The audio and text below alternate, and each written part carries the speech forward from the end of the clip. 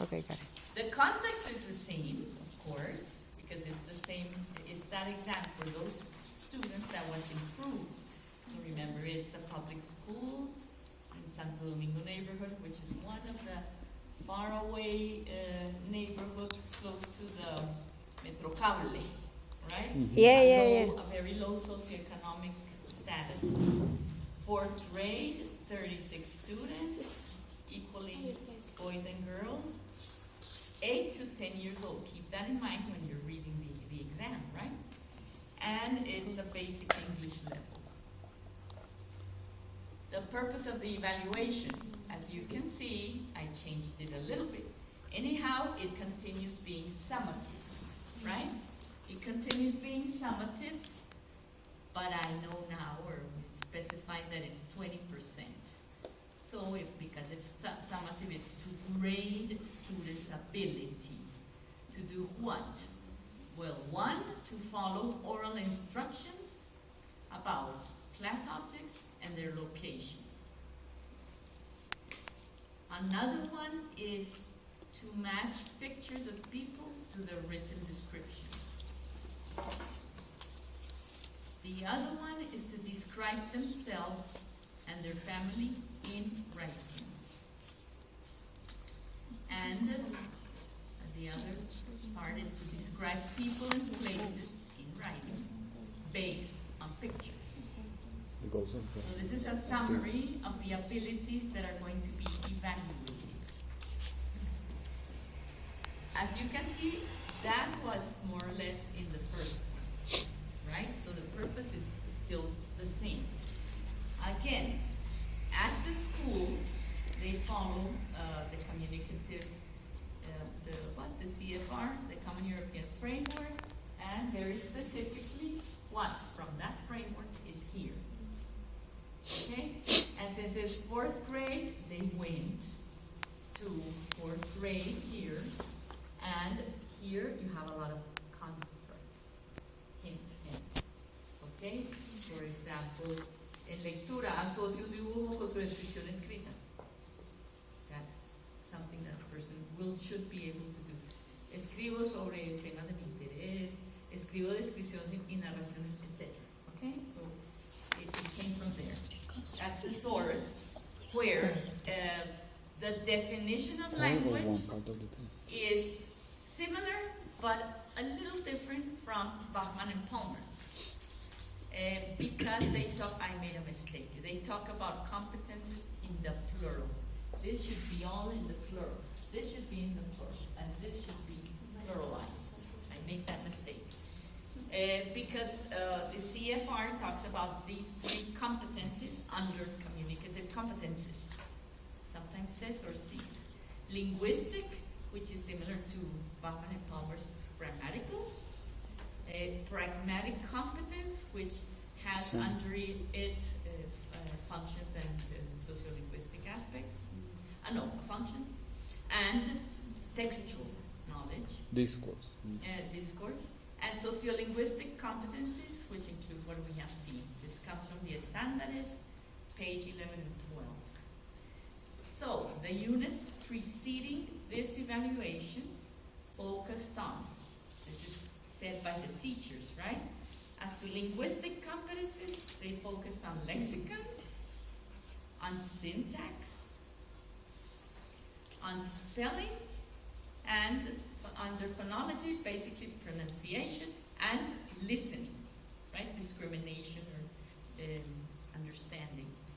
Pragmatic competence, only a little on functional and discourse competence, only a little. Okay, got it. And in the preceding classes, right?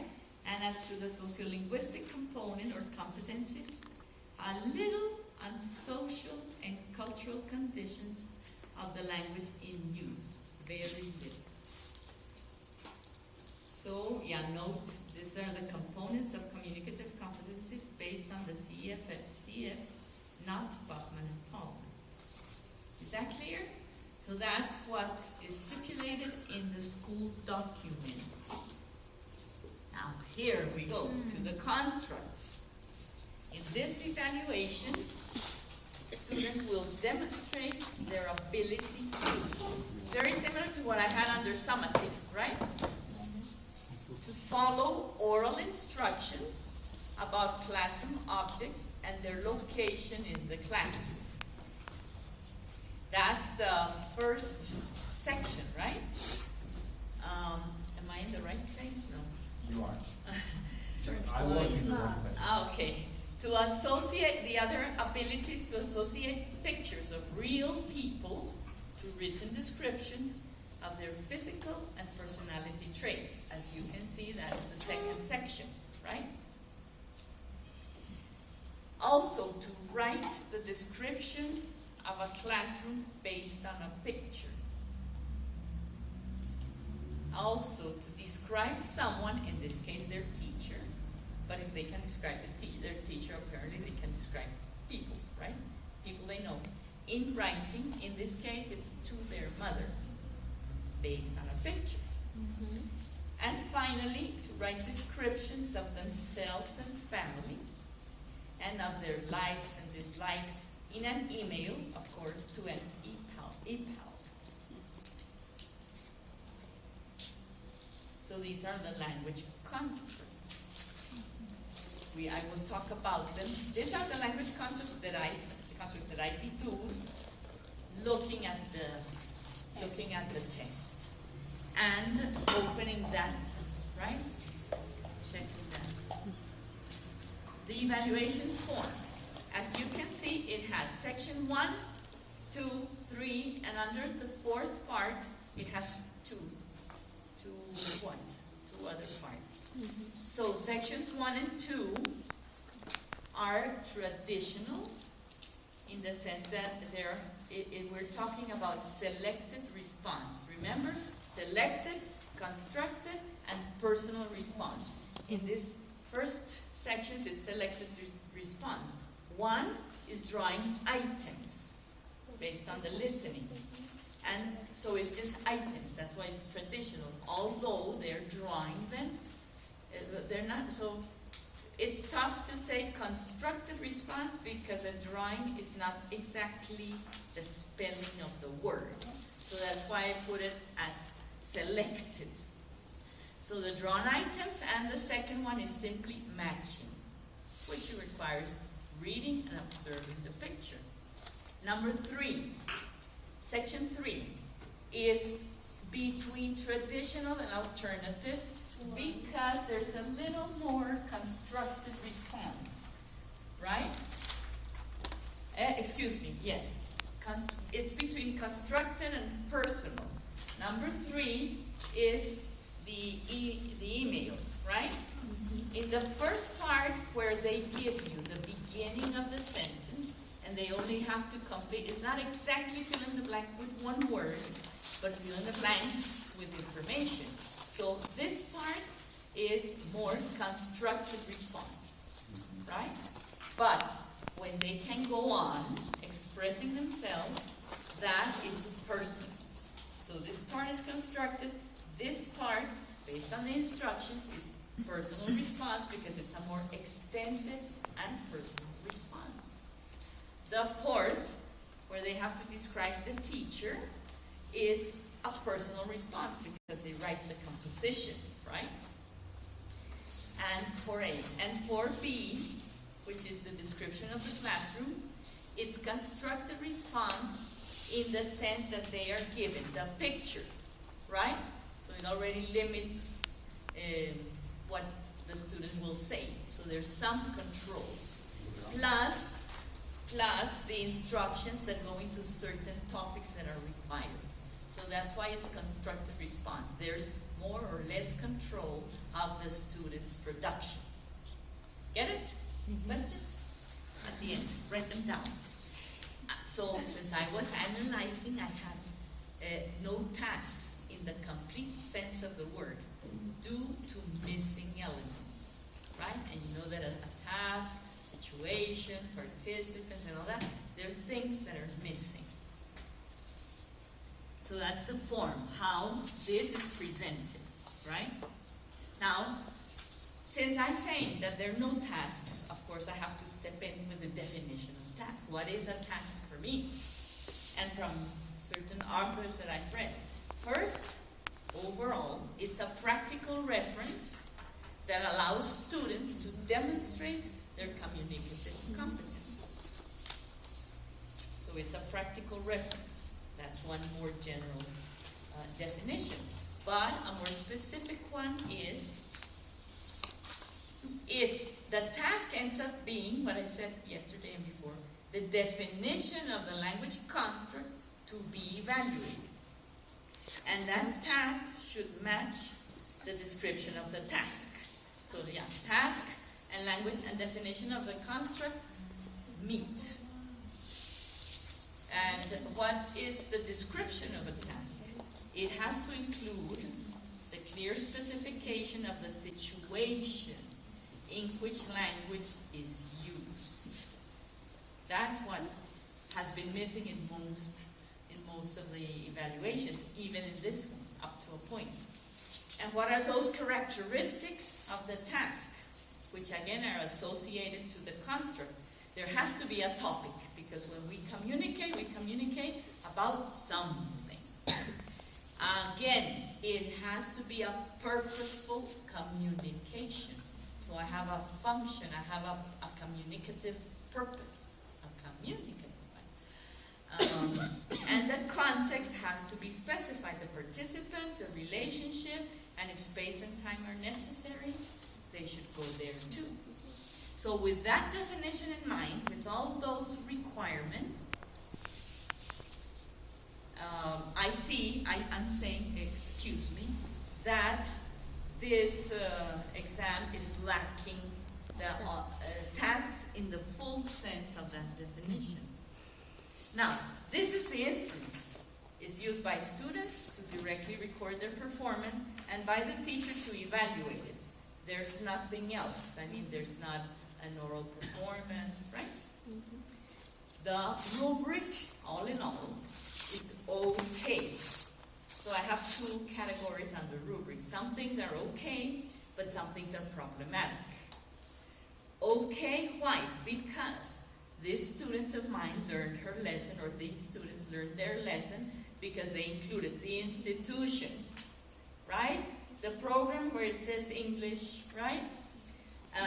The course, in this case it's English, but since it's in school, it's 4th grade. The teacher, right, who is the designer and evaluator, the duration of the exam, and the students, the 4th graders look and say, I have 1 hour, right? Okay. And the date, they write in the date and their name, and the percentage. It says mid to English first term, 20%. So all of that is there, good and dandy, right? Some instructions are okay, but if I say some, it means that others are problematic.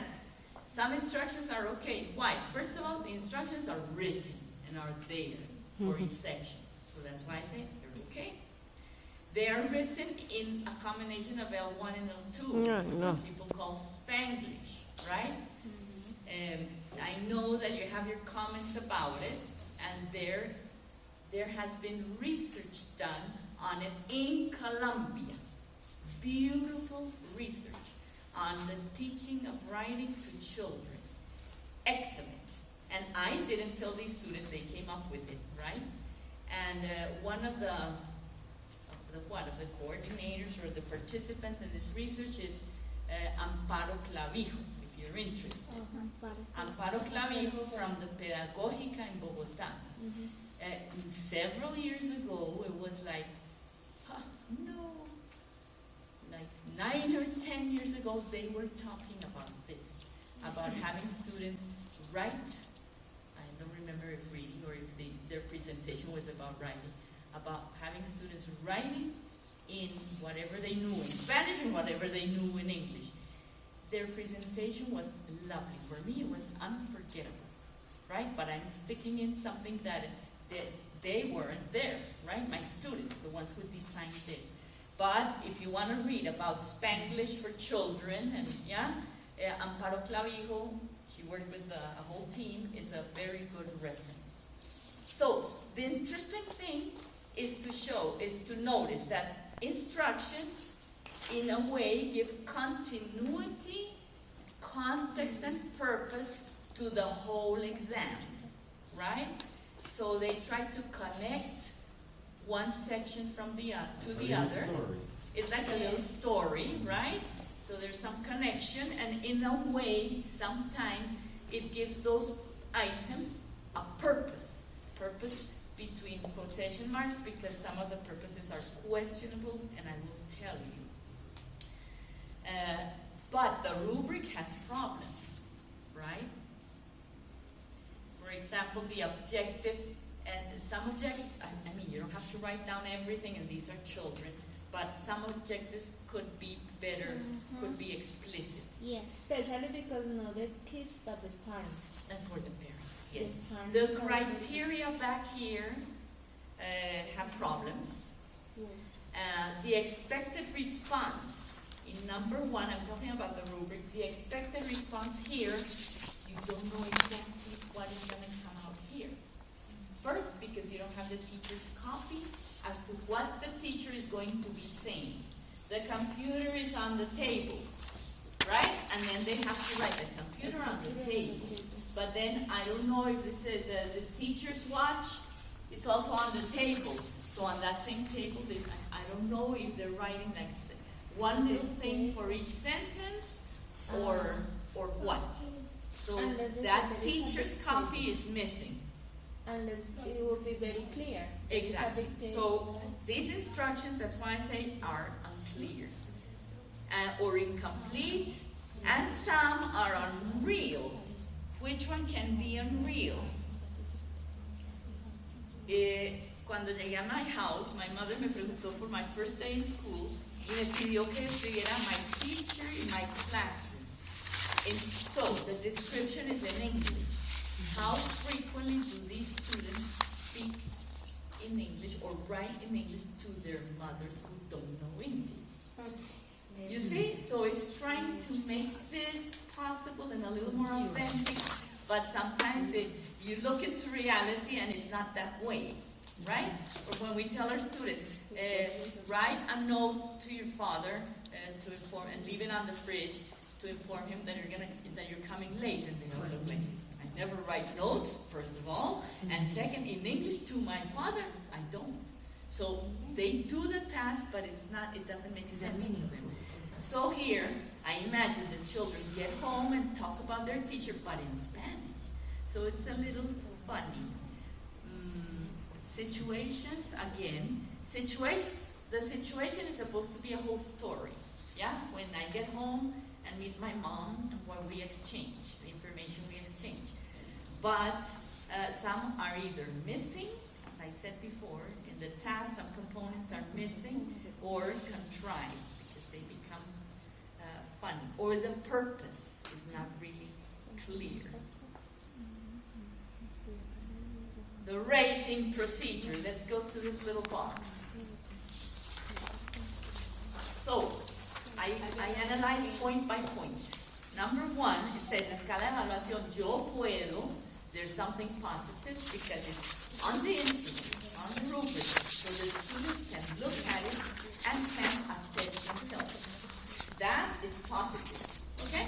Especially with children, right, Martina?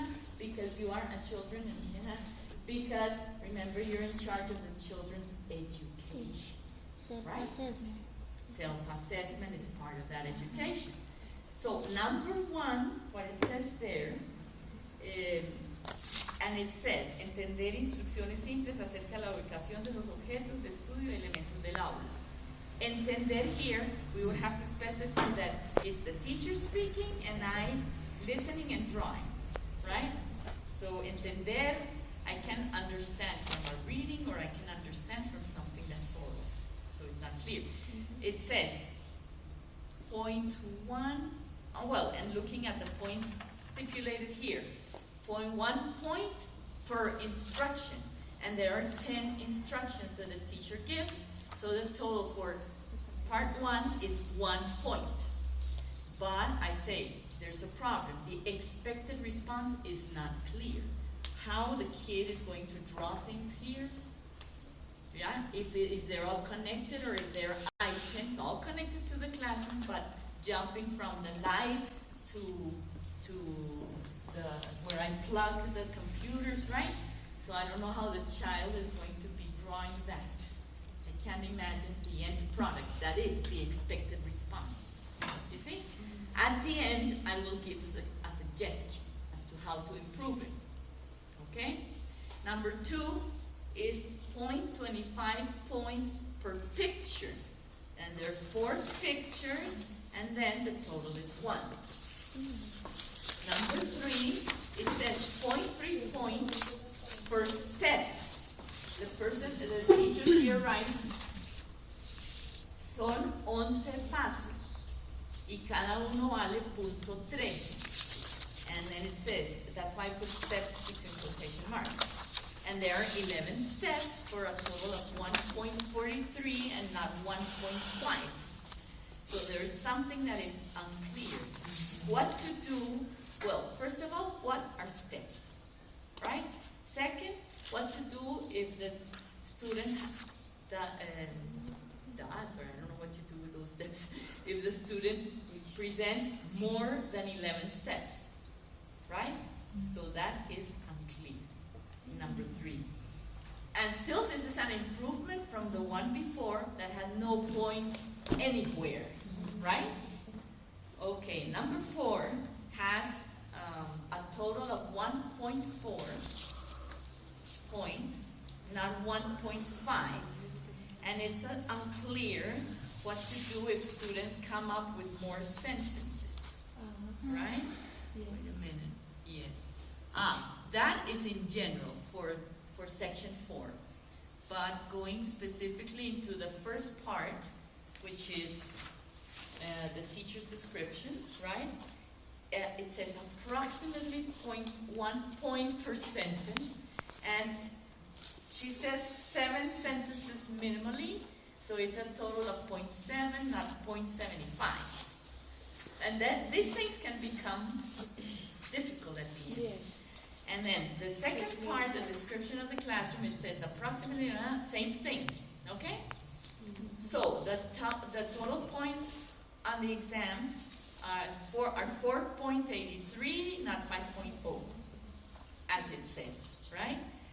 The minimum passing grade doesn't say here, but at the schools, you know that it's 3.0. And the grading scale, we know, doesn't say here, but maybe it's not the place to put it there. It's a whole system that follows from 0.0 to 5.0 for now, because it has changed, right? So, the rating scale itself, I was looking at the points per section. The rating scale itself, I say okay because it has language constructs on this first column. And the language constructs more or less or very closely resemble, and the criteria very closely resemble the language constructs. Okay, so we are fine. And the levels, they define 3 with certain ranges. Up to there, good. But there are problems. The points per criterion and for the levels are weird. I don't know where they come from. Because why 0.4 here and why 0.6 here? I don't know where they come from. If I'm going to fill this in, what points from this exam do I insert here?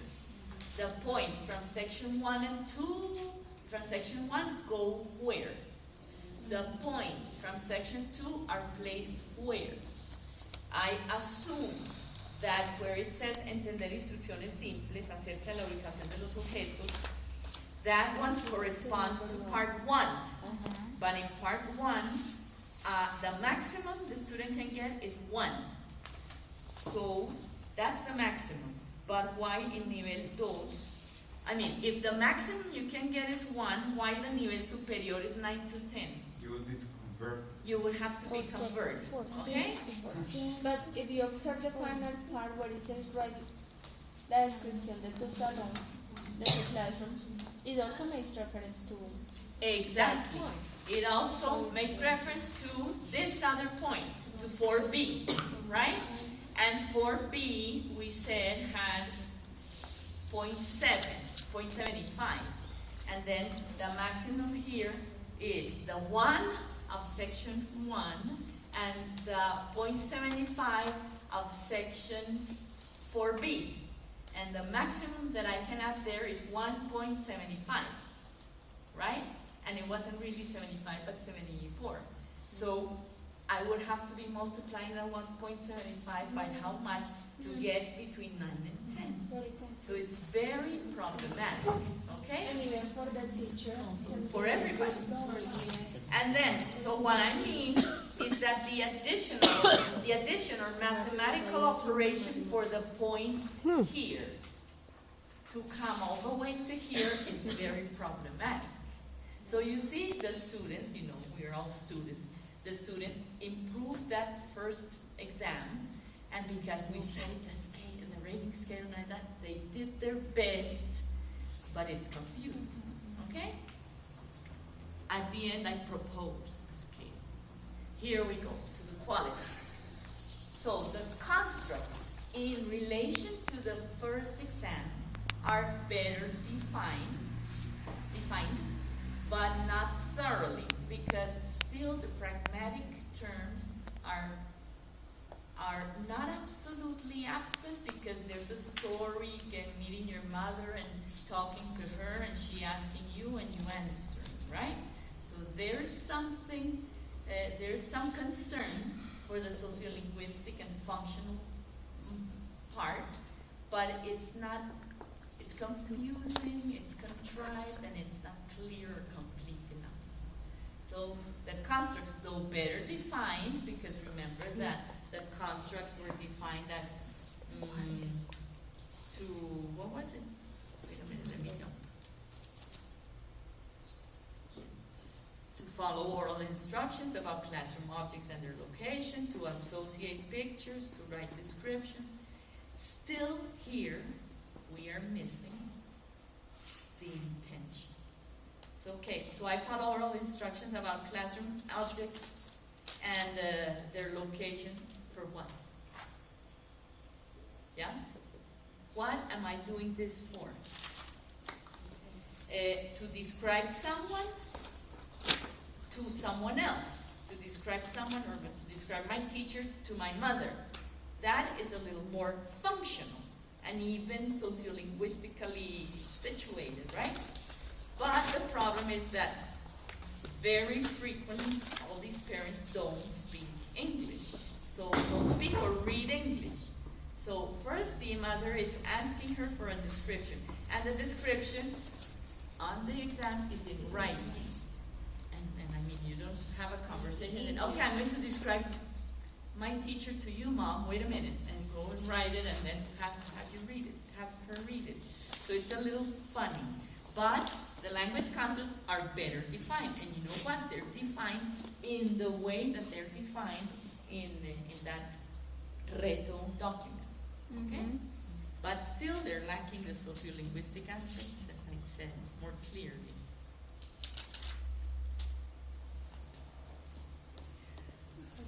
And so if the constructs are not completely, thoroughly defined and in functional terms, then the interpretation of the results will have that same problem. So I can, if they do this part correctly and they get a good grade here, the only thing I can say is that they can follow instructions as to how to draw, as to where and how to draw classroom objects and their location. But for what purpose, I cannot say. Right? The same thing, they can describe people in writing, but in the situation is not applicable, right? In these cases. So construct validity has problems, but at least it has less problems than on the first one. Because the first one, remember, is a lexicon, class vocabulary, just people's description. Yeah? The content, yes, this continues having content validity because remember, the contents, that is the topics and the procedures, drawing, connecting, describing people and associating them either orally or in writing with others, reading, although the reading is not, it's just giving context to this letter, right, to this email. People's description, class description, it has content validity because of the topics and the procedures. Systemic validity. Well, this, although the constructs are still incomplete and they're not fully designed tasks, nonetheless, there is better congruence between the test and the institutional concept of communicative competence. Because at least now you're saying following instructions about, and you normally follow instructions about descriptions that they give you, right? So it's a little more connected to the pragmatic part, the pragmatic competence stipulated in the definition of language. But it's still lacking with what I said. The concept of language is this complete idea of communicative competences presented in the CFR, right? And here we're missing things, although you see like the intention, like she's on the way to understanding these concepts, right?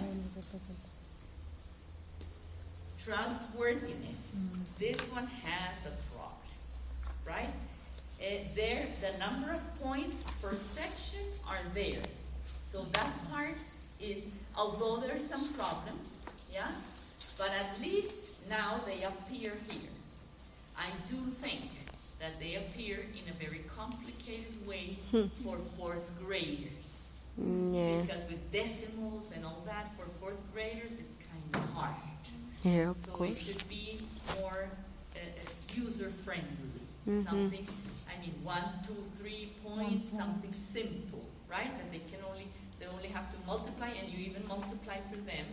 Okay, so 1 point times 10 equals 10 points. So this would be worth, for example, 10 points. Yeah? Something like that. But since there are problems in the assignment of points, and then problems here as to which points from which section do I put here, right? There are trustworthy problems because the results wouldn't be consistent if different teachers applied this, or even when she's originally grading them, and at the end, after grading 46, so how many students does she have? Do they have? So it would be very hard to be consistent. And the rating scale doesn't help. It ends up confusing. Authenticity. So again, okay, I will connect that later. Authenticity. The exam instructions and items are mildly connected to the student's possible real communicative situation, but mildly because of what I have explained. And still, for authenticity, you need very clear and well-defined situations, and these are incomplete and contrived. Okay. Who's taking my time? Interactiveness. There's more interactiveness on this exam than on the previous one. Yes, of course. Right? Because the test designer is trying to involve the student here with a mother, and when you get home after school, etc. So there's a little more connection with that. So students' affective schemata are called upon. Language knowledge, yes, because language and thematic knowledge, the themes are people and classroom objects, right? And they are trying to put this to the student's level and interest. And the language knowledge that is demanded is what has been studied and practiced in the course, in the previous sessions. So there is quite a high level of interactiveness. Impact. Okay, it's summative, 20%. It's part of that of the student's grade. And I don't have their presentation, but I can imagine that after having gotten an exam like that, in that form, to get something like this causes an impact on students. So, but here they're talking about my mother, and there's a picture of my teacher, and these kids are my friends, right? My classmates. So probably the impact on the student towards what an evaluation is more positive than the traditional things that they have been getting. So that's interesting. And on the teacher, of course, for these teachers to design this, they devoted and they had to use a lot of time and go back to the reto, and so it was very demanding, and it was a lesson, right? Learning a lot of things. Practicality is the same. The resources as to human and material were appropriate, no problem. The time was specified. The design, okay, when we talk about the design of this and its implementation, it's something that is possible. It takes a bit to design something like this, but I mean, it's not very far-fetched. And the application was fine. The grading, of course, which is part of practicality, is still problematic. It was problematic on the first exam, it's problematic here too, although you see an attempt to improve it. And transparency, here we did see a lot of improvement. These things are simple, yes? So if there's no improvement in things as simple as that, we're lost. So they did include the information on the criteria, percentage, duration, date, the institution, the grade, the course, the teacher, and there's an attempt to start placing the points per item and per section. There's more to improve. The transparency, the rubric is complete with, I don't know, I thought it said that. But still, it has problems. It's unclear and incomplete because of the reading scale, how to use it, and therefore the interpretation of scores, which touches construct validity. The principles, as I said, this is a partial analysis because I don't have the story of what types of evaluations she uses throughout the course to see if she uses multiple evaluations and moments, etc. But the students did not participate in the design. This is something I wanted to tell you. It's not, well, they can, if you can do it well, they can participate, giving you ideas for the design. But when the teacher takes into account what she or he knows about the students and includes it or omits it on the exam, there is this concern for the other, right? So if I know that they hate something, I'm not going to put it on the exam, right? They participate indirectly. Yeah, so there's indirect participation because the student is open and knows, open to the students and knows them, right? So there's not direct participation, but the teacher did include the students' characteristics. The students were respected a little more because the rubric is more transparent, yeah? But with the problems with the points, they're problems, so it's less objective. And if it's less objective, then democracy falls. And there is some variety within the exam. There is variety from section to section, right? So there are different opportunities for students who are different, right? Some people may do very well here, but not here, etc., right? But there are more opportunities.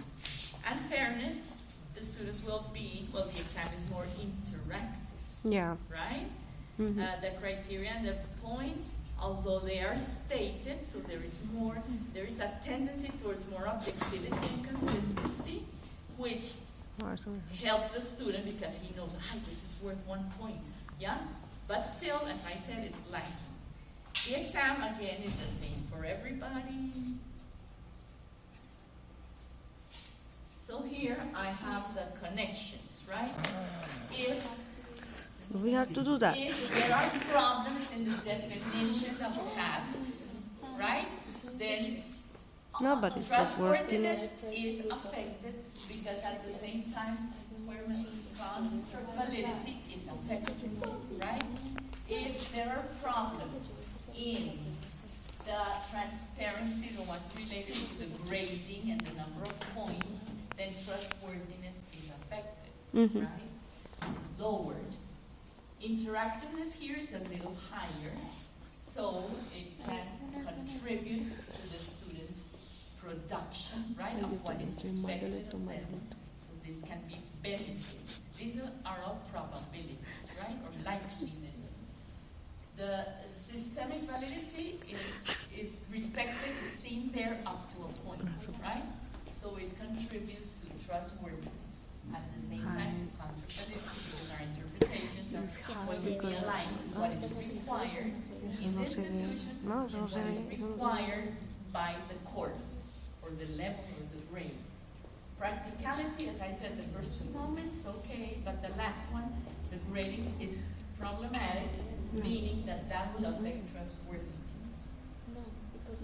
Okay, something like that.